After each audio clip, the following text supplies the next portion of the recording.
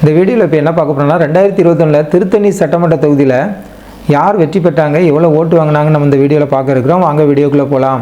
நம்ம பார்த்துட்டு இருக்க 2021 திருத்தணி சட்டமன்ற தொகுதியை பார்த்துட்ருக்கோம். திமுக வெற்றி பெற்றிருக்காங்க. 1,20,314 ஓட்டு வாங்கியிருக்காங்க. 52.9% ஓட்டு வாங்கி வெற்றி பெற்றிருக்காங்க.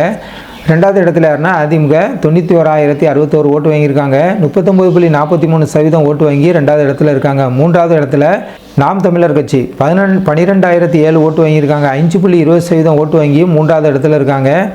நான்காவது இடத்துல தேமுதிக வாங்கின ஓட்டு 3,928 ஓட்டு வாங்கியிருக்கு.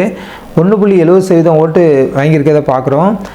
திமுகவுக்கும் அதிமுகவுக்குள்ள இந்த சட்டமன்ற தொகுதியில் வெற்றி வித்தியாசத்தை நம்ம பார்க்கணும்னா 29,253 ஓட்டு 12.67% ஓட்டு வாங்கி அதிகமாக வாங்கி திமுக வெற்றி பெற்றிருக்காங்க ஏடிஎம்கேயோட.